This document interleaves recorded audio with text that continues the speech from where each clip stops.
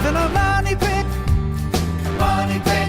If your basement needs a pump or your place looks like a dump, you live in a money pit. Money pit. Pick up the telephone, fix up your home sweet home by calling 888 Money Pit. The Money Pit is presented by Aero Fasteners, Lutron by Caseta, and ADT. Now, here are Tom and Leslie.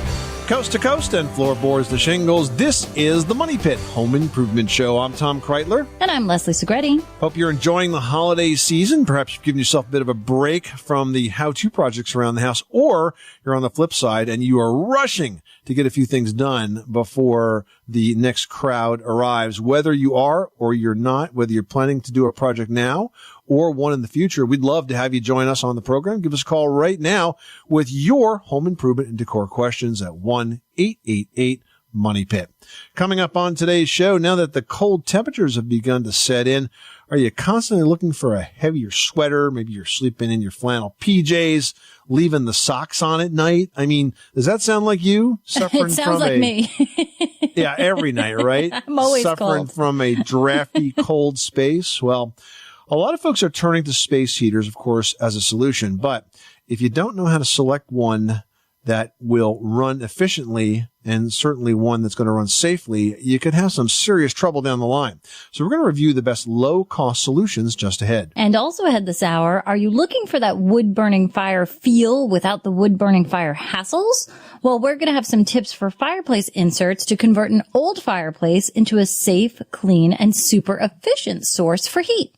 And also ahead, cold weather can lead to one very noisy money pit. We'll help you eliminate some of those squeaks and creaks in just a bit. Plus this hour, we've got a handy tool to give away from Arrow. Perfect for projects this time of year, and frankly, perfect for projects all year long. It's the iconic T50 heavy-duty staple gun along with a supply of staples, and it's a price worth $50. So give us a call right now. The number is 1-888-MONEY-PIT, 888-666-3974. You can also post your question to the Money Pit's community page at moneypit.com. Let's get to it. Leslie, who's first? Mike in Tennessee, you've got the Money Pit. How can we help you today? It's possible or even a good idea to put a propane water heater in next to an electric water heater with the bad weather that we've had, the possibility of losing the electricity. I was trying to determine whether or not I could put in a propane water heater and maybe keep hot water to be able to wash the kids and the clothes when the electricity goes out. Well, that's an interesting approach. First of all, I don't see why you couldn't do that as long as both appliances were installed safely and in accordance with electrical codes and plumbing codes. In accordance with the manufacturer's instructions. So there's no reason why you couldn't have the water heater side by side with one being propane and one being electric. But you might want to think about a more permanent solution and a more practical solution to the underlying problem of losing power. And that is to install a standby generator. Now you can get a standby generator that would run on propane gas. And a standby generator is very handy because it comes on automatically when the power goes off, and it can handle the water heater, lights, refrigeration, heating systems, all the basics. Well, pretty much anything that you want it to. Yeah, and keep you moving throughout the house. So I would, rather than see you spend money on a second water heater, I'd rather see you spend some money on a propane-powered gas standby generator. What would you think would be necessary for running the basics that you were just mentioning there, the water heater, the refrigeration, the stove, not running the whole house. I think that takes about 15,000 kilowatts, but just running a partial system there. What would you recommend for that type of standby?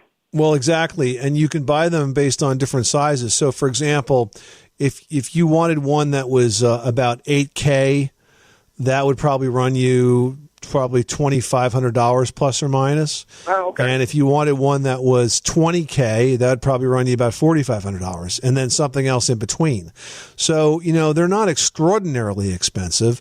They have to be installed professionally, and of course, this presumes that you have propane available to run them or natural gas, but I presume we're talking about propane. It comes with something called a transfer switch, so it gets installed next to your main electrical panel, and basically the circuits that are wired in the transfer switch are the ones that actually come on. So you might have a lighting circuit, refrigerator, furnace, and so on. If you happen to have central air conditioning, you may not use that because you'd be willing to put up with not having air conditioning for a few days, but as long as your refrigerator worked and so on. And Fantastic. Well, thanks for all the good information you folks provide. You're very welcome. Thanks so much for calling us at 888-MONEY-PIT.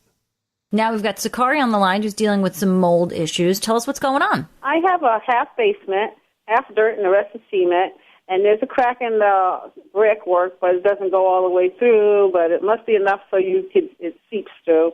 We've measured it, and it hasn't moved the crack. But water every once in a while, when it rains really hard, comes through the wall, and you can see it's all wet. But upstairs, what it's doing is causing like the vents to get rusted, and my towel bars are wooden. So I'm constantly, every few months, spraying it with bleach or Tilex to get the mold off, and then painting it over with Kills that I thought would stop the mold from coming through, but it doesn't. So you got a major moisture problem going on in this house, right? Right. It seems that way, too. And so I was worried about the mold, so I brought that test kit from Lowe's that tells you and sent it in, and they analyzed it and said that we weren't in danger of any mold, but I'm always seeing mold, like on the shower curtain, the dish drains, and everything. So. Yeah, well, there's different kinds of mold, and the kind of mold that you have on shower curtains and dish drains is something called cladosporium, which is really common household mold, and unless you're super sensitive to it, it generally doesn't cause a threat. But let's talk about the moisture issue, because this is a situation, Sakari, where you need to learn how to better manage the moisture that's in your house. Now, I think that the moisture is starting in the basement because obviously you're getting water in that crack when it rains heavily.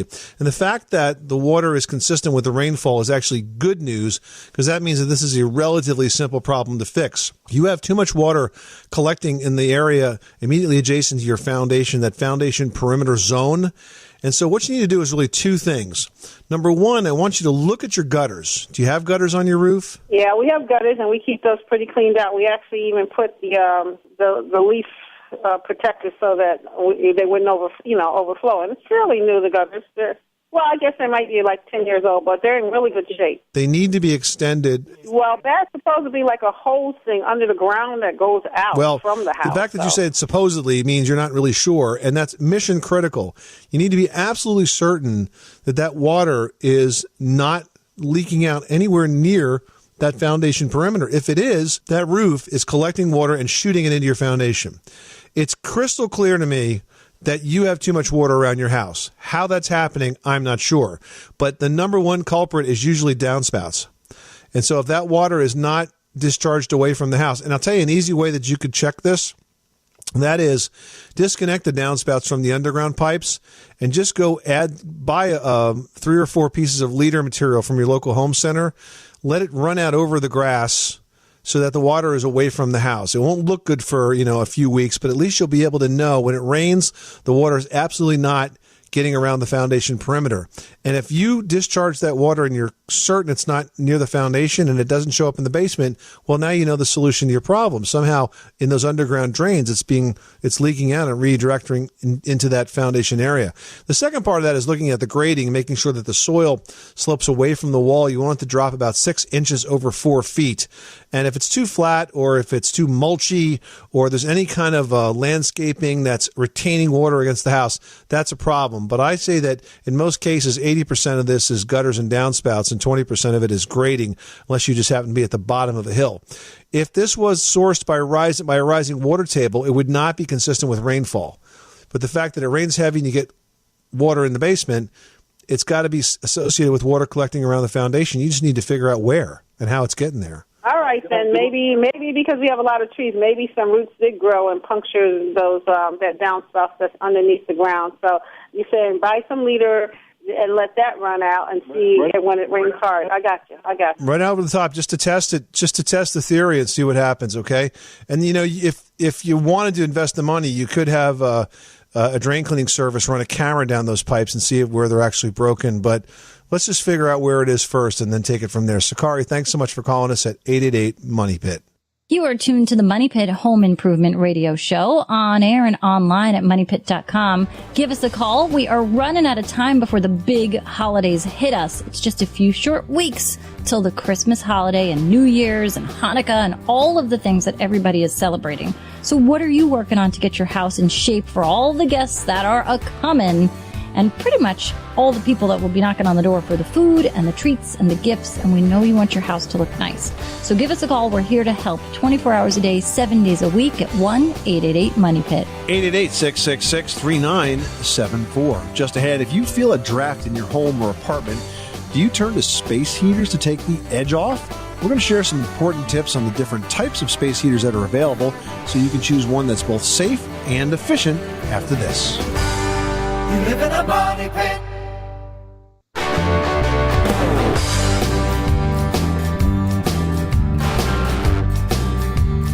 Money pit.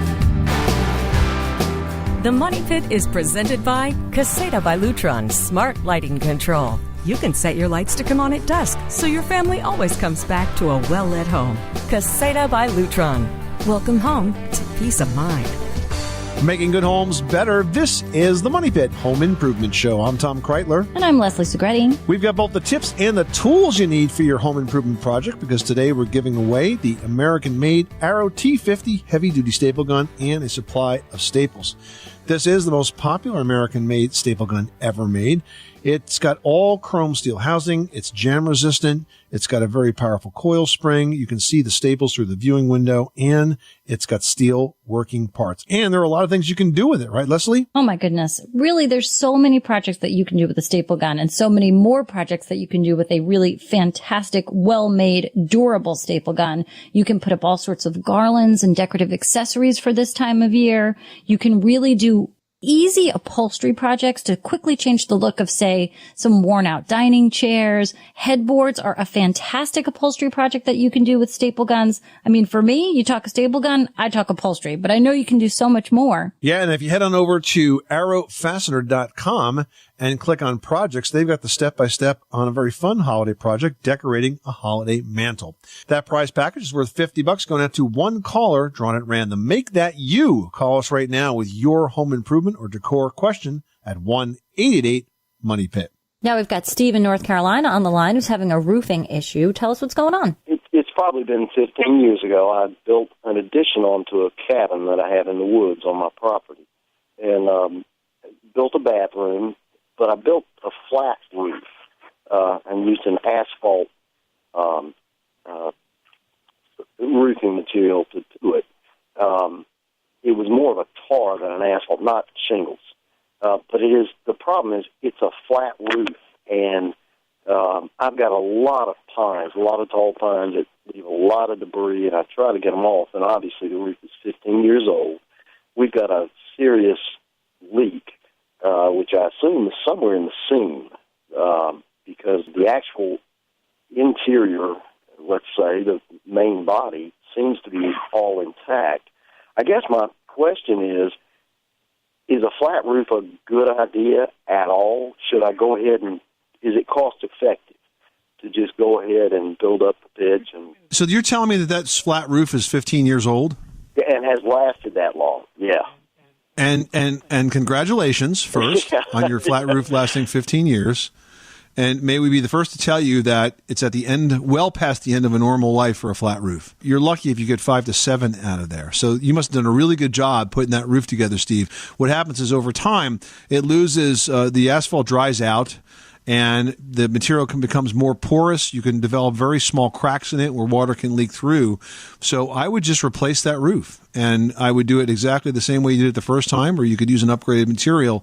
But I think the roof is just worn at 15 years old. You're lucky it lasted that long. Okay, well, thank you so much, yeah.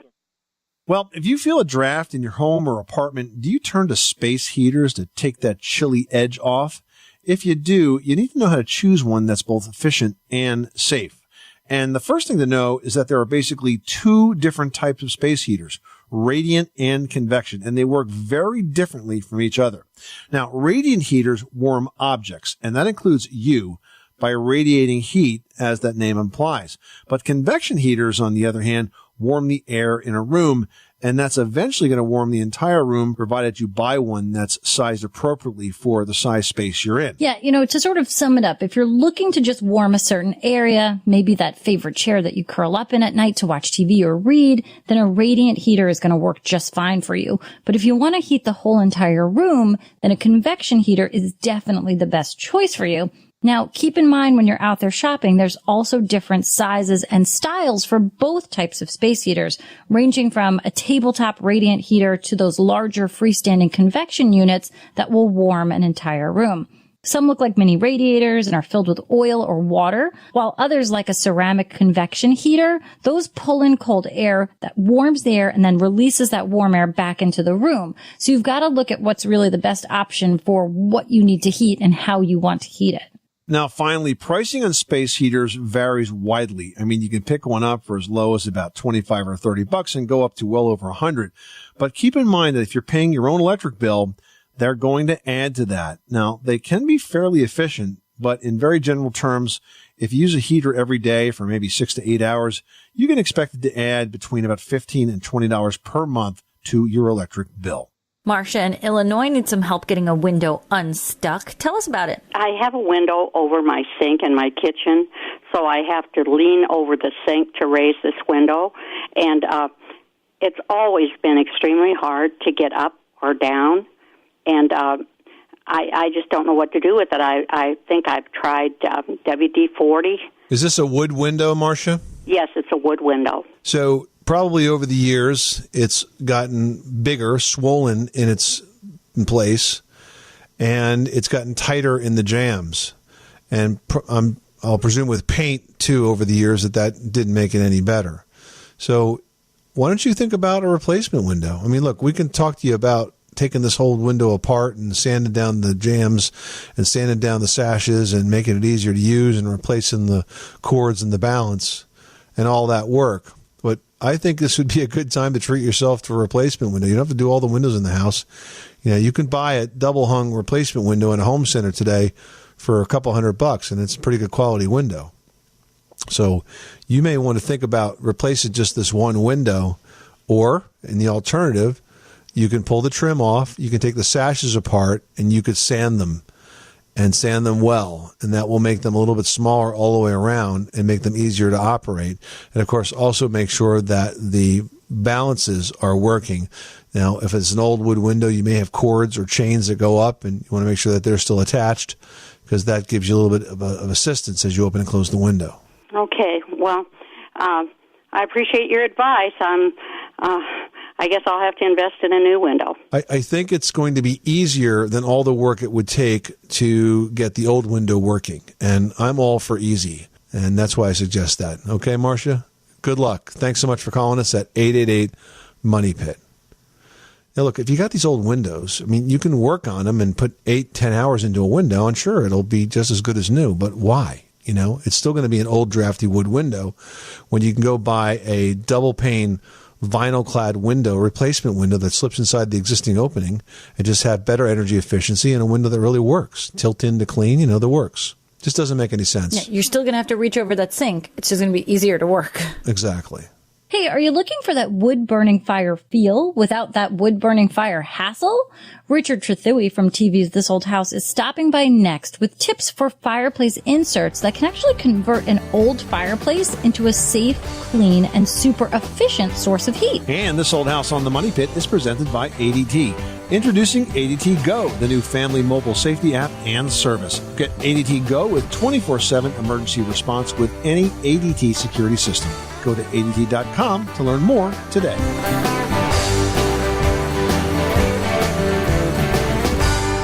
You live in a money pit. With 36-month monitoring contract, early termination and installation fees apply. Certain markets excluded. Licenses available at ADT.com.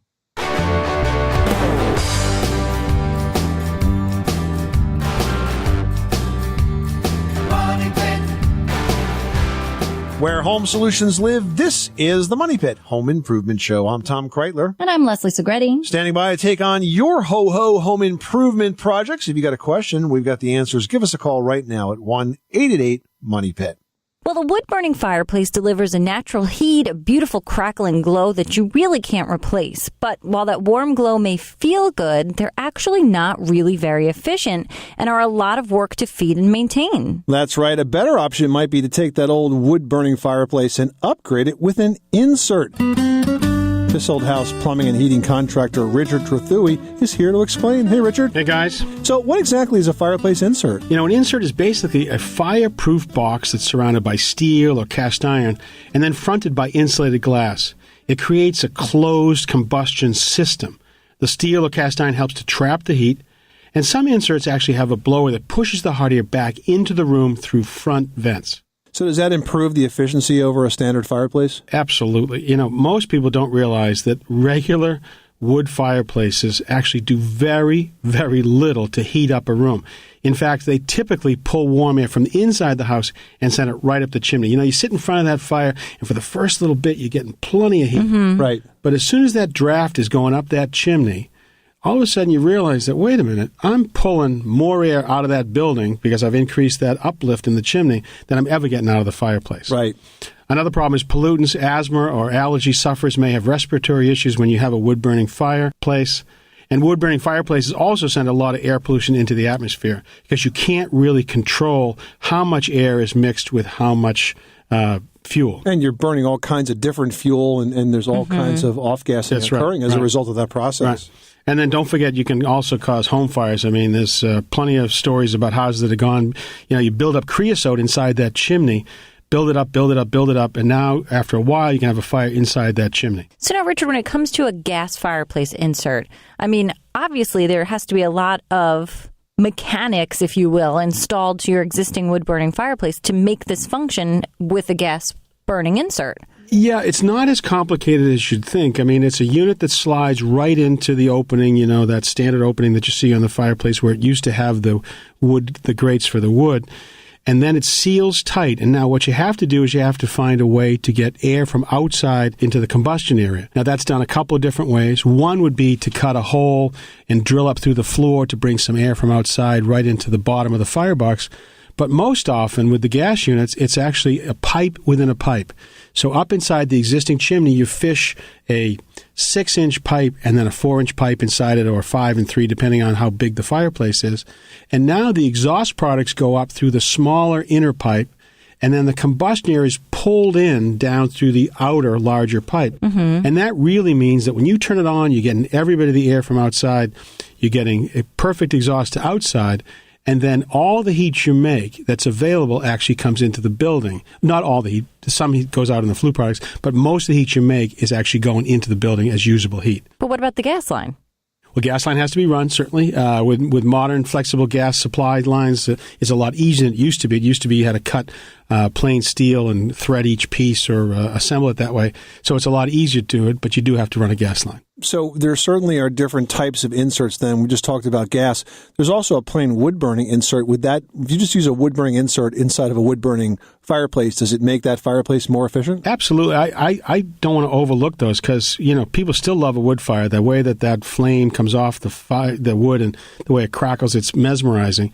But what you can do is if you do the wood fire, the wood insert, now you get all the best of both worlds. You get the wood fire, you get the air from outside, but you don't lose that heat up the chimney. So you can leave that fire and let it run down and not worry about the entire house emptying out of its heat. Will it utilize the existing flue, or do you have to vent it differently? No, it could utilize the existing flue because you're going to go there. With that case, Leslie, you have to make sure that you find a way to get air for combustion to come in. So you generally have to drill or find some hole in the bottom of the fire hearth.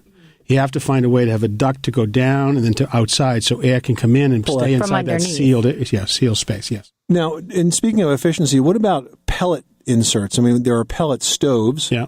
They also have pellet inserts. Right. Pellets are the rage. Pellets are a fabulous future source because we've got plenty of sawdust, we've got plenty of wood chips and byproducts. And that's what a pellet is? It's basically ground up sawdust? Our franchise is based up here in New England, so we've got Maine and New Hampshire filled with woods. I mean, we've got plenty of forest where there's an issue with what to do with this byproduct. And pellets are, people that have them love them, and they don't have the same look as a wood fire, but their efficiency, the fact that you can meter also your fuel use, meaning you can put it in. When you light up a fire with 5 logs, you got to wait for those 5 logs to burn down. With pellets, what they like so much is 2 things. One is you can meter it so beautifully, and the other is how little ash you have from a pellet. So when you say meter it, you mean the speed with which you sort of feed the pellets in, Correct. right? Right. You always have that issue when you have a wood fire. do I put another 2 logs on, or am I going to bed within an hour? Right. Or know, with a pellet stove, it's really like having a solid version of oil or gas where you can put in just what you need, and then as soon as you stop feeding it, it will die down ever so slightly in a much more controlled way. Sounds like it's almost like having a thermostat. You know, That's right. The faster you feed it, the hotter it's going to get. There's a lot of potential on the horizon with this use of sort of wood byproducts to and a burn lot of renewable. people, we were getting calls for a while from like the Montana area about people using pellet stoves as their primary heat source. Yeah. There's an interesting group up in Maine and New Hampshire that really has a dream to have a delivery method to houses just like the old days. The Iceman came and the oil guy came that have a chute on the side of your house, and you would come and the pellets would be dumped right in, and really, if you don't have to travel that material too far, it actually has some real potential. Now, let's talk finally about chimney cleaning and cleaning these vents. Does it become more complicated because now you've kind of blocked off the front of the fireplace?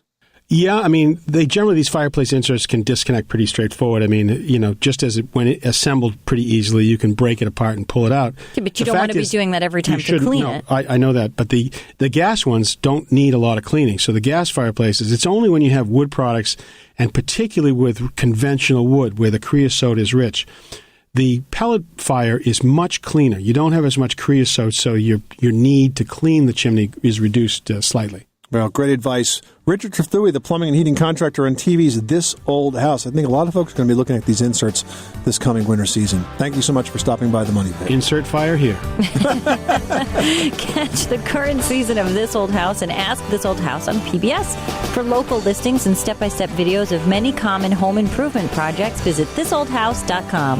And This Old House is brought to you on PBS by American Standard. Just ahead, does your home have squeaks and creaks that drive you crazy? We're going to have tips for a quieter home after this. You live in a money pit.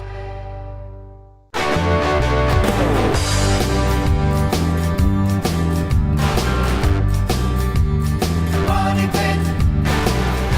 The Money Pit is presented by ADT, the #1 smart home security provider. You work hard to renovate and decorate your home. Now make sure you protect it. ADT can design and install a more secure smart home just for you, with lights, locks, indoor and outdoor cameras, and even video doorbells, all backed by 24/7 protection. Smart home security service brought to you by ADT. Making good homes better. This is the Money Pit Home Improvement Show. I'm Tom Kreitler. And I'm Leslie Segretti. What are you working on if it's your home? We're here to help. The number is 1-888-MONEY-PIT, 888-666-3974. Whether you're a do-it-yourselfer or a direct-it-yourselfer, no matter how easy or hard that project is, we want to make sure you don't become a do-it-to-yourselfer and get it all messed up. So give us a call right now. We're here to help. Give us a call. We'd love to hear what you are working on. And we've got some great projects and ideas available on moneypit.com. But first of all, you know, the holiday season, everybody loves making things look festive and warm and welcoming. So maybe you've got a fireplace at home that you're looking to decorate the mantle for this wonderful time of year.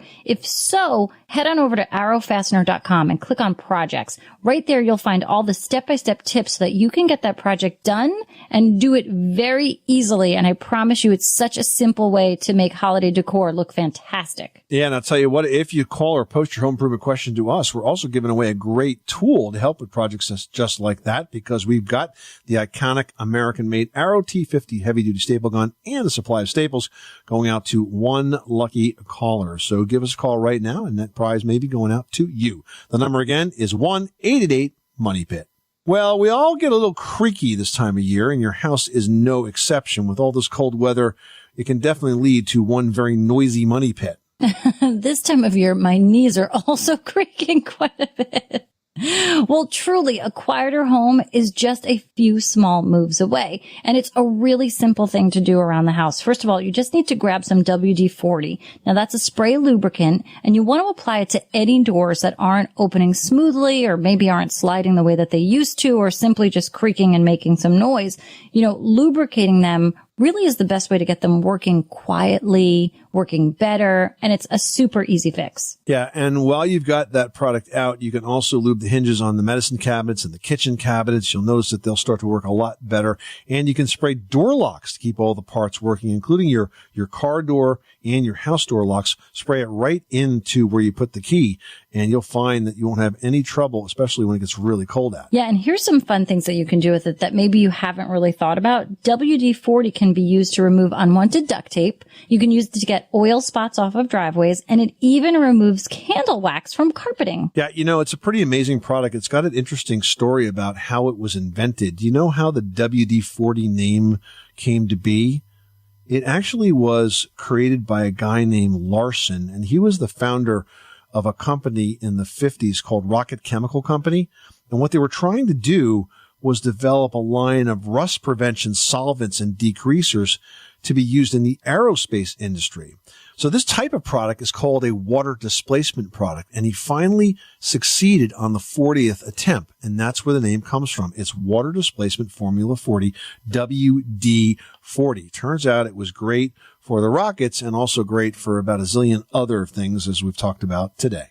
Jim in Washington, you've got the Money Pit. What can we do for you today? I've got a rear patio that's an aggregate cement, and there's a gap between the edge of that goes under our rear sliding glass door, under the threshold. It's a gap of about 3 to 4 inches and about maybe a foot or two in length. What can I use to kind of fill that void so we don't get like rain in there and insects or even rodents? So you have space between the patio and the actual patio door, like it didn't like press up against the house kind of a thing? Correct. You said it's about 3 or 4 inches deep? Yeah, the gap is, yes. The gap is. And you said it was 1.5 feet wide. You threw me on that because it sounded like it's not going along the entire length of the door? Yeah, correct. It's just about maybe a third of it. So we need to figure out a way to kind of fill this in and perhaps make it blend in with the patio. What I probably would do here is, can you dig this out and make it a little bit deeper so we can get a bit more concrete in there? I could do that. It's aggregate, though, so I'm not sure how well it's going to match. Because I'm afraid if you put something in that's, not very thick, it may crack and break up very easily.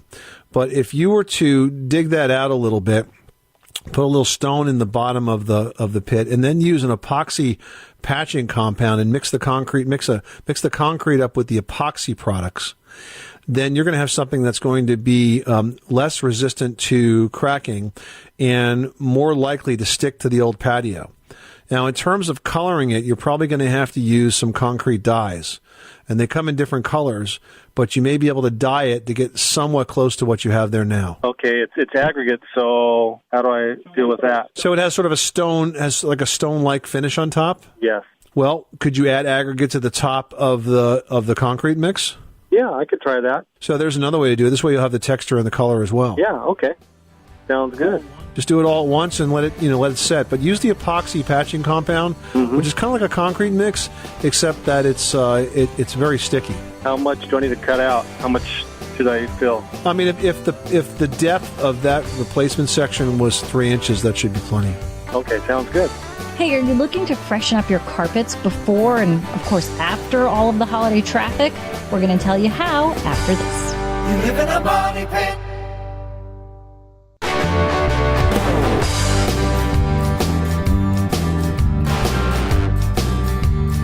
Money pit.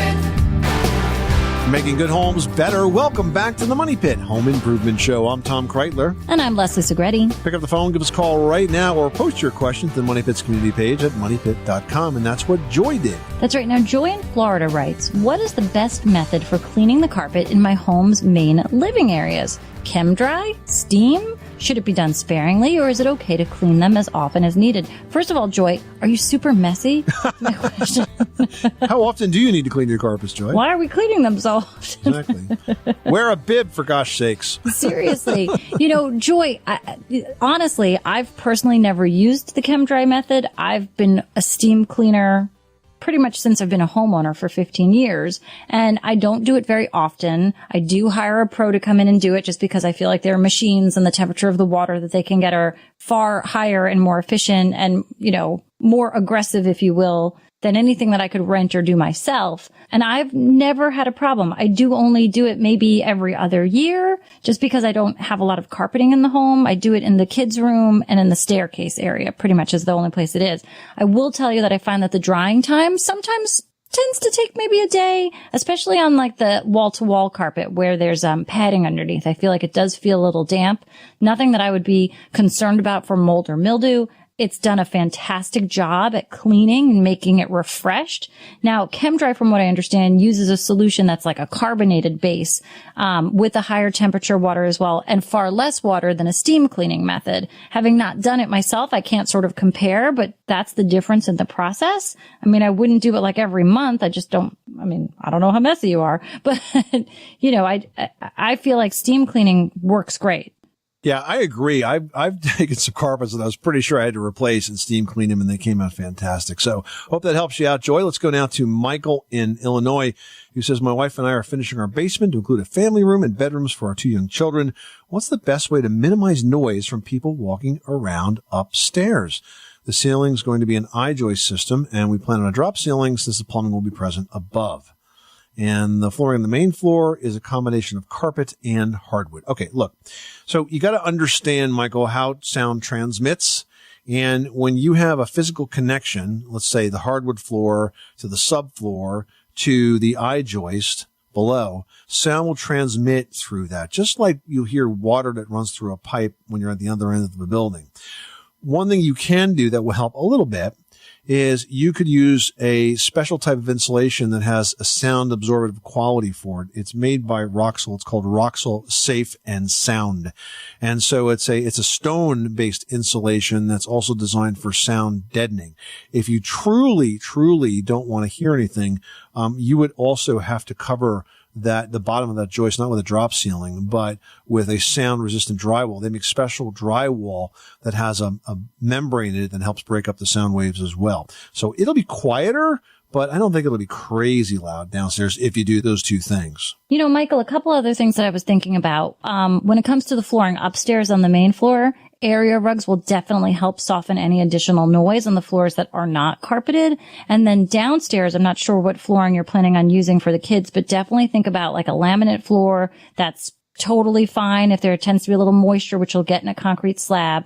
But also area rugs down there will sort of reduce the noise that might be echoing around for the kids downstairs and make that basement feel more cozy and then sort of absorb some sound. So that might help with the noise upstairs, the noise downstairs, and hopefully this turns out to be, a really great family room and rooms for your kids. Enjoy it. You are listening to the Money Pit Home Improvement Radio Show on this very ho-ho home improvement weekend. We hope that you're enjoying the winter weather, getting ready for the holiday that is just ahead. If you are still taking on some projects and need some help, we will be available to help you with those projects if you post your questions to the Money Pit's community page at moneypit.com. But for now, that is all the time we have because, frankly, we've got to get some shopping done. I'm Tom Greitler. Truly. And I'm Leslie Segretti. Remember, you can do it yourself, but you don't have to do it alone.